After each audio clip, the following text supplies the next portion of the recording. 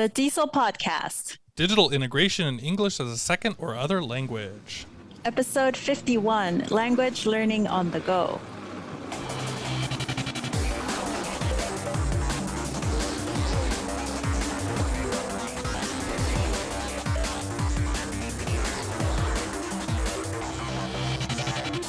Welcome to DIESOL. This is episode 51. We are your hosts. I'm Brent Warner. And I'm Michelle Reyes. Fighting the ghosts for Halloween. So this is our second take. My Wi-Fi crashed in the middle of Brent talking about shrunken heads. Yeah, Halloween is coming, and I am going to watch, do the challenge, the 31 Nights of Halloween, where you watch a scary or Halloween-themed movie. And so one of those movies is going to be Shrunken Heads, recommended by our very own Michelle Reyes. Which I have to say, like, I looked it up. I'm like, this does not seem like a movie that you would be interested in at all. Because you never know my pop culture references. And then it's like the most obscure, like, 1991 horror movie made straight to video choice. It's got great graphics, okay? Leave it alone. All right. So, wait, I have a question. Yeah. What happens if you run across a terrible movie? Do you actually watch it all the way? Oh, pretty much. Sure. It depends on the genre of movie, but I sometimes cut movies off if I'm really not feeling it. But like the Halloween ones, like for the 31 days. Halloween ones, I usually kind of do a little bit of pre-vetting on them to see. So I'll usually watch them all the way through. So it's not 31 wasted hours of bad Halloween movies. Excuse me, movies are about an hour more and a than half to that 2 hours. It'll be at least 50 to 60 hours wasted. Yeah. Yes, this is true. Yeah. Okay. We'll see. I don't know. You know, it's just a way to take your brain off of things, which we should all do. And, Yes. you know, it's Halloween. It's the best season. We are looking forward to everything. So, but today we're talking about mobile apps, learning on the go, language learning on the go. So let's jump over and get started into it. All right, so Michelle, we wanted to talk about this idea. We just thought, you know, it might be time to kind of just get into some apps and maybe talk a little bit about them and help our students learn a little bit about the things that they're holding in their hands. And so we were able to grab some research. Research is still fairly limited, and I think the mobile app language learning industry needs some development, even still, but we'll take a look at this. So, one of the pieces, the articles that I found called "The Use of Mobile Technology in Education by International Students in United States Universities," by Rana Al-Masri. Was a little bit older, so this is from 2013, and so we really have to take it with a grain of sea salt, if so to speak. But I thought it was kind of interesting because they were talking about the numbers about students who are using mobile apps to help them with their language learning, and it said at that time 41% roughly responded that they're currently using mobile apps in their English language learning, and 58, almost 59% said that they are not currently using apps, which means that they had like tried them out but they didn't really stick with them, and maybe had used them in the past to get some information. Now this sounds kind of familiar to me because sometimes I talk to my students and they're like, oh yeah, I had this thing once and I just kind of stopped using it, right? And so even if those numbers have changed over the years, right, that you know, 41% who are using something and 58% are saying that they're not, I still think that that's telling. It's super interesting to see whether students are actively using their phones for language learning or just for their regular daily life. Another article by Sean Lowen et al. Called Mobile Assisted Language Learning, a Duolingo Case Study. This is a newer article. It's from 2019. This one, a couple of things worth mentioning, that they made a point to say that research into the effectiveness of MAL, which is mobile assisted language learning, for L2 development has been limited, just as you said. And that's because of an absence of objective, quantifiable measures of learning outcomes in all of the studies. And what they found is that the effectiveness of commercial online language learning programs is unclear. And often commissioned research by programs like Rosetta Stone, Duolingo, or Babbel have found favorable language learning outcomes for users. However, hey, we paid for this research. What are you going to say about us? They'll lead to claims that they offer equal or greater effectiveness than face-to-face foreign language courses, which I think, with the pandemic, we know that that's probably not true.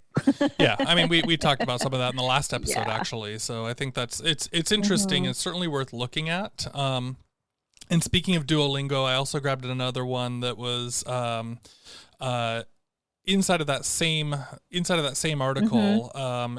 This was actually a research on Duolingo, but it was not commissioned by Duolingo, right? This was a proper research article. So what they had found was kind of tied into this, which is that they said pedagogic shortcomings such as a primary reliance on decontextualized grammar translation exercises and audiolingual drills are surmountable. They're saying, hey, these apps like Duolingo can get past these things if the app developers consider second language acquisition theory and research.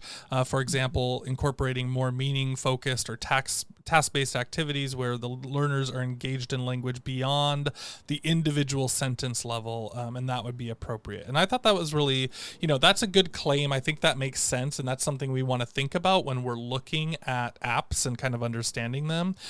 There was another quote inside of that article from Haift and Chappelle in the book, the Routledge Handbook of Second Language Acquisition, and they made this overall claim that the need exists to better understand the new conditions for second language acquisition brought about by the real language-related capabilities of technologies that many language learners have access to on a daily basis. So I still really love this idea of all the potential of mobile learning and the things that people can do. I remember like when I was living in Japan and I would get on the bus and I had to go 20-minute bus ride, and it's like, well, of course I was listening to podcasts and things like that, but it's like that's a really good time to listen to some learning, like to get some, or to be on the phone and to be practicing some things, because it's just kind of that downtime that I always think of as a good opportunity just to kind of keep your brain fresh and refreshed on what you're looking at.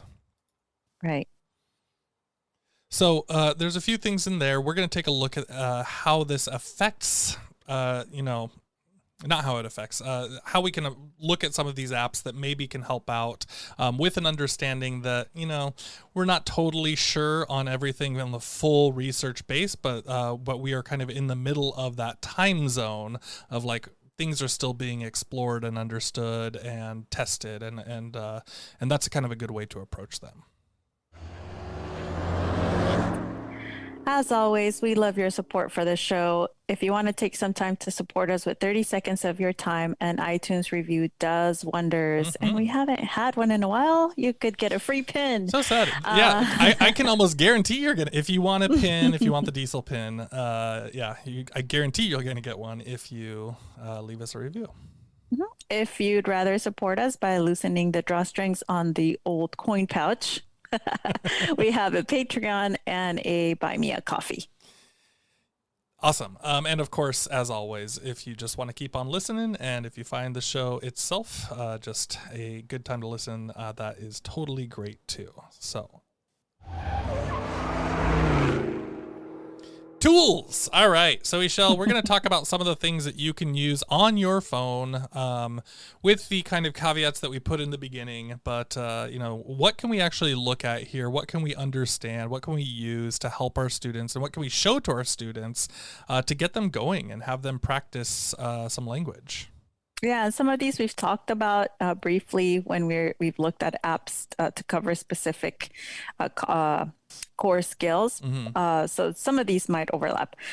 The British Council Learn English is has several apps actually, but it's great because you've got a video series, you've got a story zone, you've got magazines, etc. And so these are all curated materials that are aligned to, well, their British English certification level. So you're going to get that, but you're looking at it through. There's some kind of baseline there. Mm. So this is one that comes up often. My students use a lot of the British Council Learn English apps, and this is one of them. Cool. Yeah. And so speaking of, I think England is a lot better at providing services for English language Their learners. stuff is really good. It Their really stuff is is. very, yeah, it's organized. The layouts are really professional.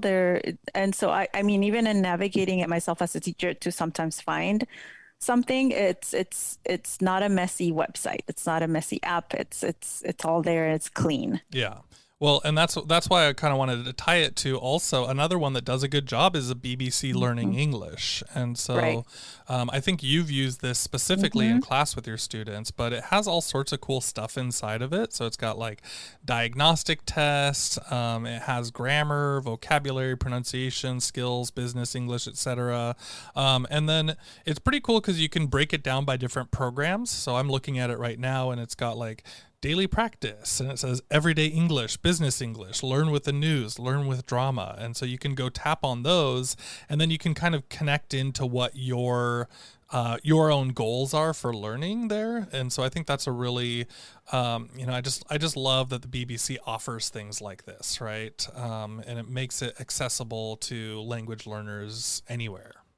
The fact that it's categorized in a way that students might find it engaging and not overwhelming is a big plus because I think this is one of the reasons why students keep coming back to these apps or don't delete them off their phones. If my students have told me, well, I'm going to watch a video, I'll go to the BBC Learning English, or, they'll have also the 1 minute English and etc.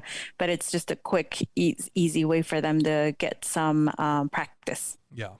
And also, just going to throw in there as a little extra tip, if you use the BBC Learning English app, there's a section down there at the bottom. It says English for Teachers, and it gives a couple Mm-hmm. of, like tips and, things to do, like using intonation or how to give instructions or a few things like that. And so I hope they continue to grow that section as well, because that's a cool Yeah, I extra saw feature. that. Mm-hmm.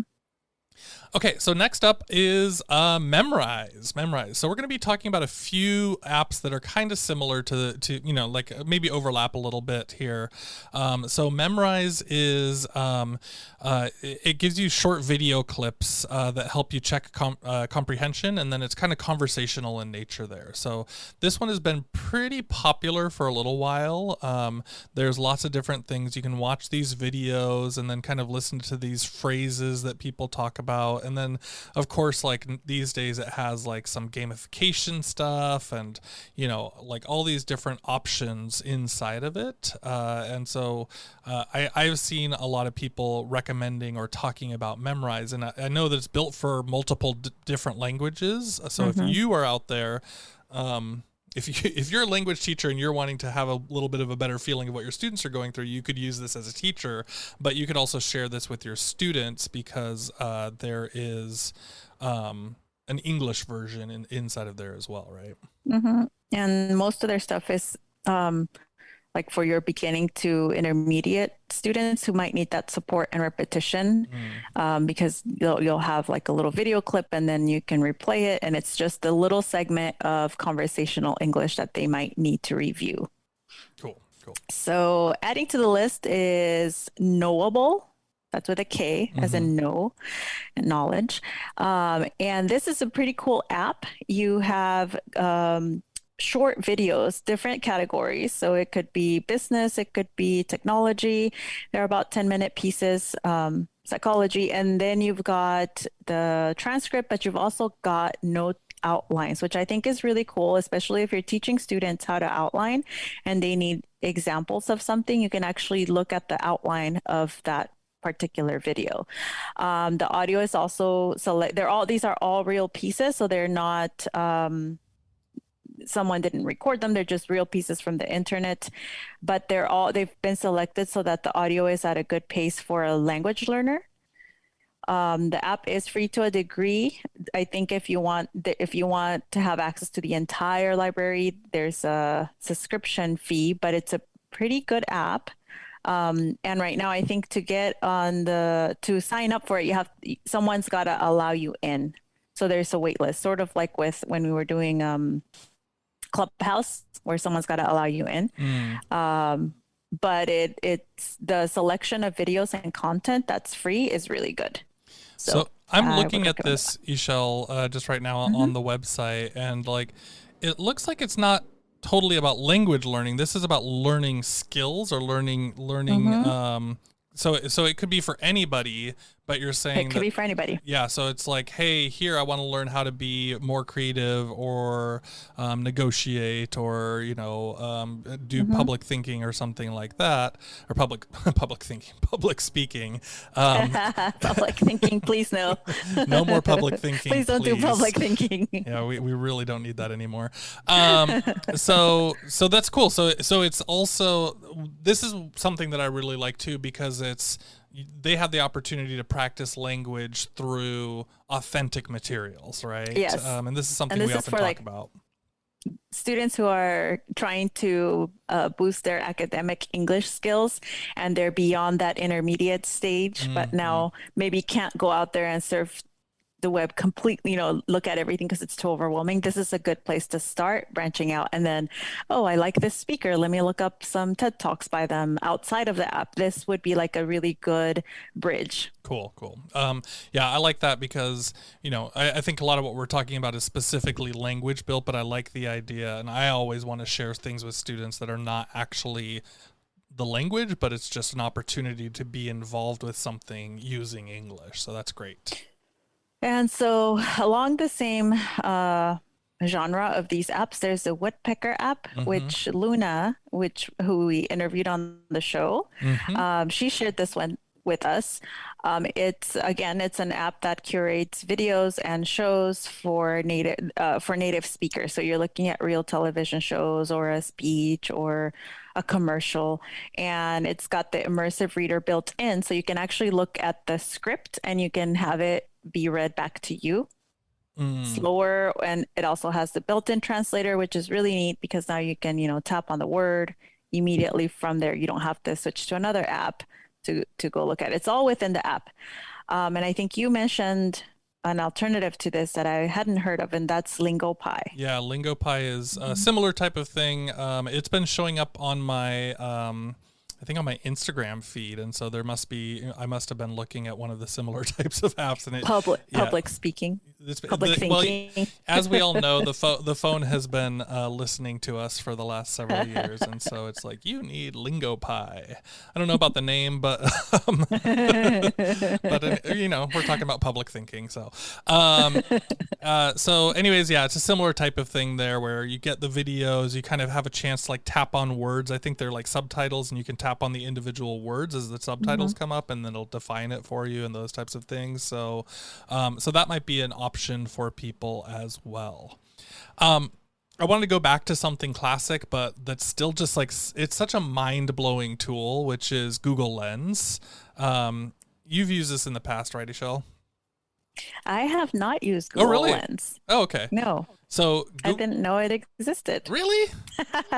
Yeah. I think they bought it from another company like a bunch of years ago. But basically the idea was with Google Lens, you would just open up your phone and hover your camera over some text, right, in a foreign language, and it will translate it into your language.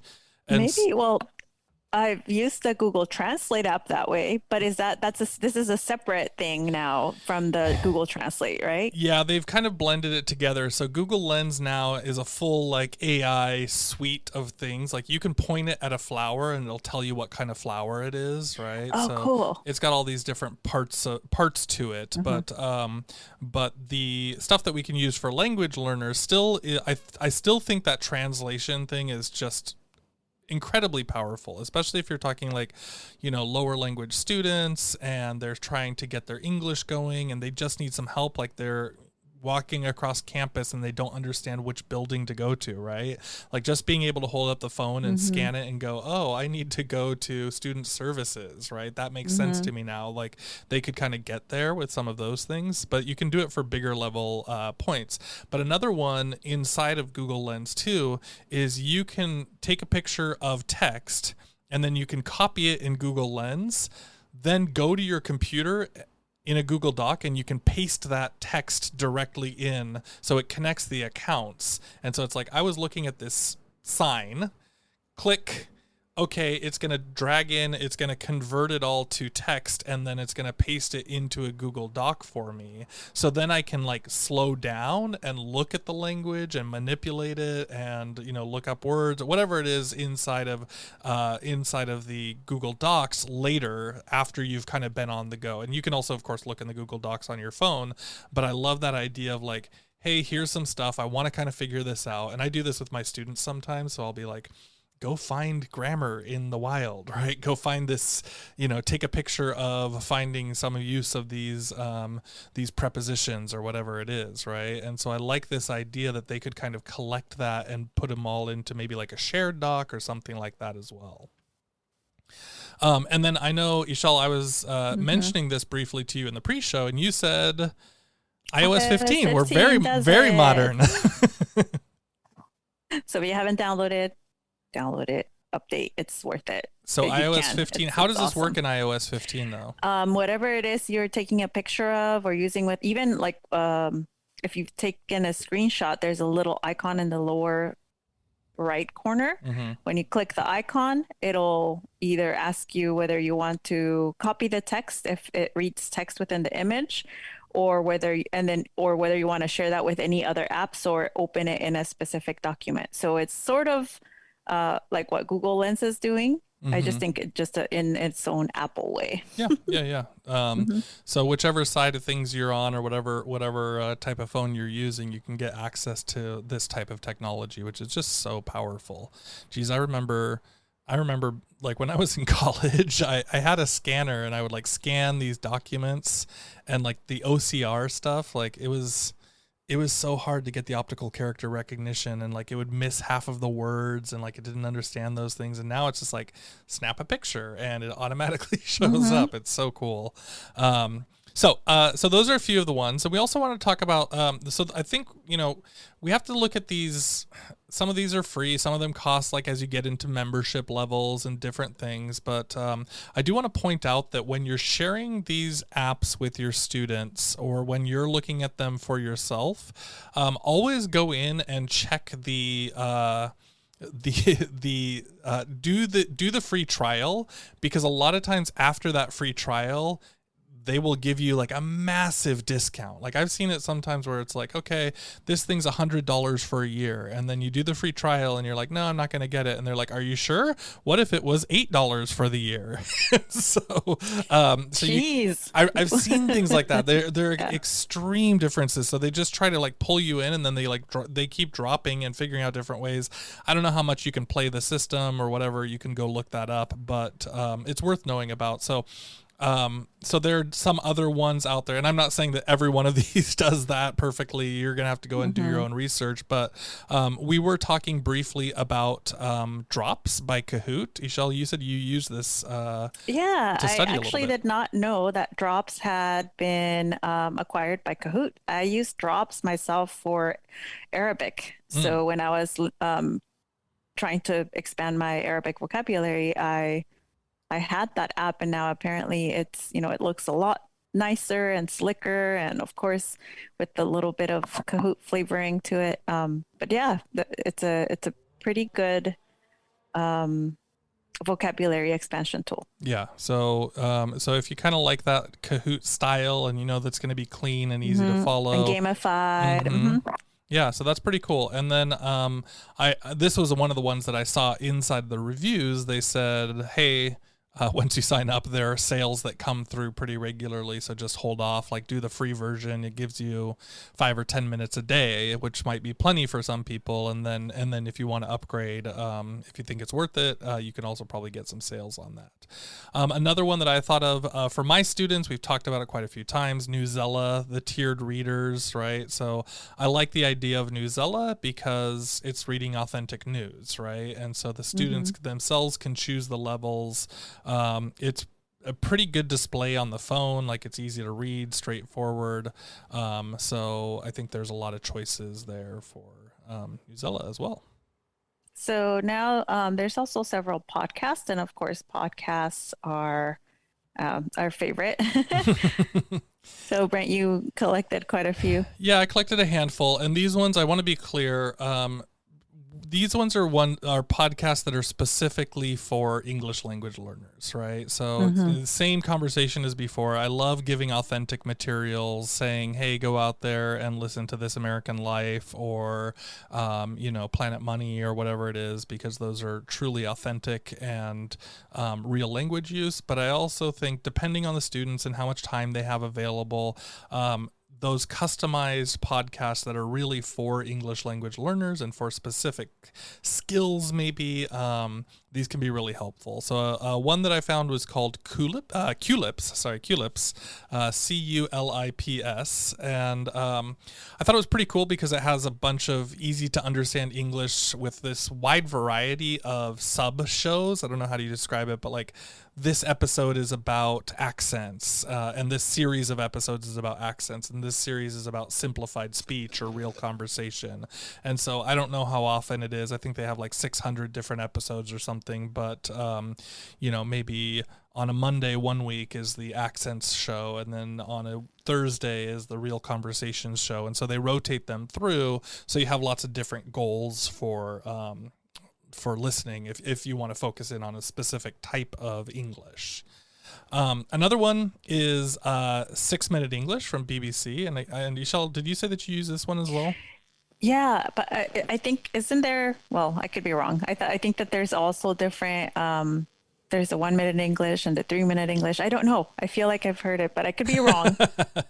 Yeah, there are all sorts of different things, but the reason that I like 6 Minute English, and I don't know if there's a 3 minute English or not, but I do like this because there's nothing tucked away, or there's nothing, again, it's BBC. They're just like, here's everything for you. You don't have to sign into anything. You don't have to get a membership to anything. It's just like, here's the page.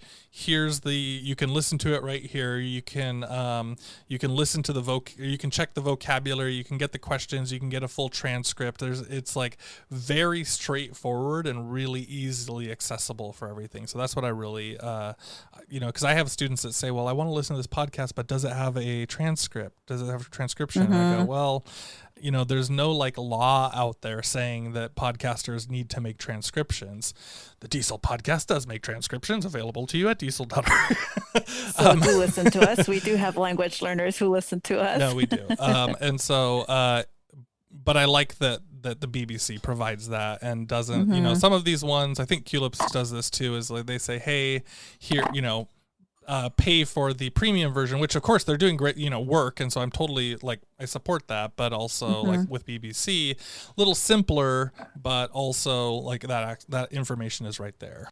And one last one, Esol, I don't know if you've heard All Ears English. No, this is new to me. So this is it's pretty in depth. Like I was like, oh my gosh, what is this show?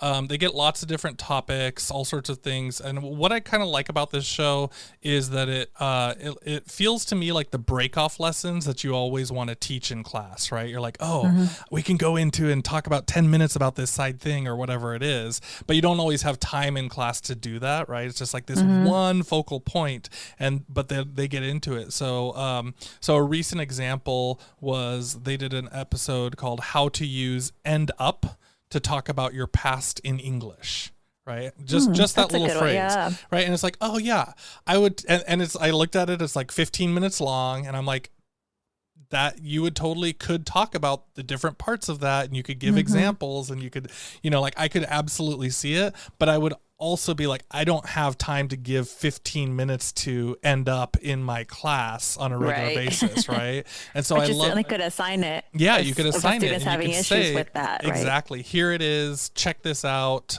This is a valuable resource for you. And so All Ears English, and it's an incredibly popular podcast. It's hugely downloaded, and it seems well funded. I do not know where they get their money, but it seems like they've got full-time jobs doing this podcast stuff. So Awesome. I'll have to check it out too. yeah, it's pretty robust. And we have some honorable mentions. These are a couple of apps that we keep coming back to, and we've mentioned in several of our episodes. One of them is Quizlet, which, it's been around for, I actually don't know how long, but it's got to be over 10 years. Seems like it. Yeah, because I remember using it when it was not, there was flashcards.com or something, and then those merged, and then your account got migrated. But anyway, Quizlet is just for me, when I think of accessibility to students, yes, it's pretty robust in the sense that you can make your own customized word lists or fact lists or whatever it is you're needing to study. But there are students who don't have time to do that because they may be doing something at a rapid pace, or they've got jobs, etc. And there's a lot of stuff out there that's just available already curated, and it's pretty good. I mean, you do have to sift to make sure they're all correct, but I was doing a training recently for work, and there was a lot of technical vocabulary, and I went to Quizlet, and sure enough, a couple of people had posted some of the terms and the acronyms. And again, I didn't have to create an account. I didn't have to do anything other than look it up. So Quizlet is just awesome. And then there's Vocab Victor. Vocab Victor is a game, a vocabulary game, but it's got lots of different style, just different types of games to get you to engage. And I've got students who use it often, quite often, and you move through levels, and so they're short enough. The games are short enough that it keeps you competing against your score and yourself, and you can now, I think, compete with your friends. And what I like about it is that during the pandemic, they added a lot more stuff to their teacher platform, because now you can have your own custom vocabulary lists and preload them and see your students' achievement and how they're using it. So you could see through the teacher portal, which is pretty cool. Oh yeah. And Heidi has been a friend and supporter of the show, and she's done a ton of work on there. So Vocab Victor, we've talked about it a few times. Definitely worth checking out. So there's tons of stuff, Esol. One thing I kind of struggled with this episode is like, are we going to cover the coolest, newest stuff, or are we going to find like whatever? And I hope that anybody out there listening, I mean, we always love, so please share out with us if you get on Twitter, if you get on Instagram, and share with us, what apps did we miss? Because I think there's going to be a ton of cool stuff that we don't know about, that other people are using or sharing with their students. And especially if you're asking your students what they're using, and let us know so that we can continue spreading the word and helping people get some of that mobile learning going on.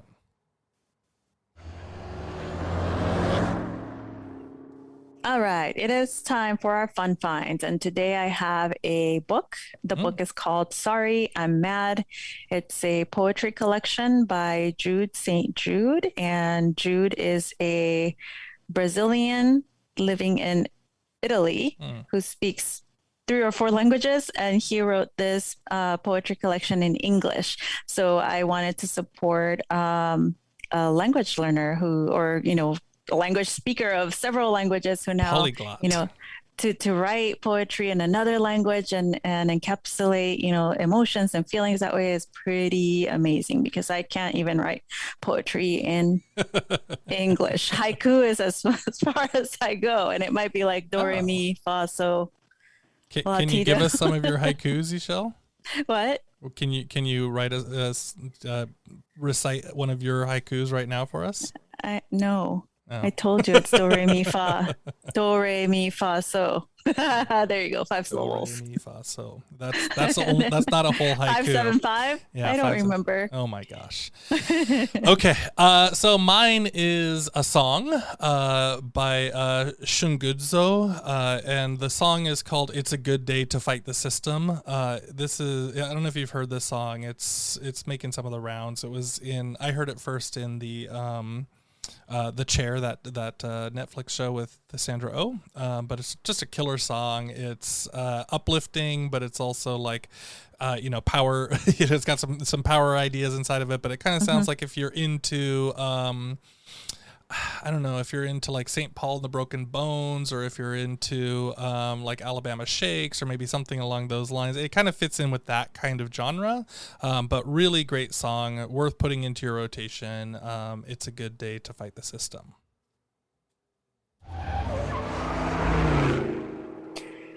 Thank you so much for listening to the show. You could win a one-of-a-kind diesel pin, as we said, by leaving us a review on Apple Podcasts. And if you're giving us a shout out any other way, be sure to tag us on social media. We are on all the platforms.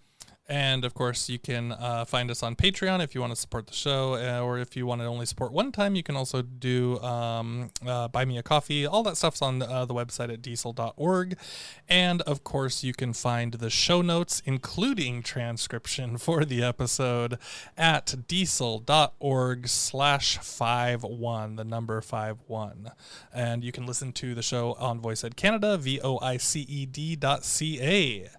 Of course, we are on Twitter, so you can find the show at DieselPod, and you can find me at Brent G. Warner. You can find me, Esol, at ixy_pixie. That's IXY_PIXY. In Hawaiian, thank you is mahalo. Mahalo for tuning in to the Diesel Podcast. Thanks, everybody.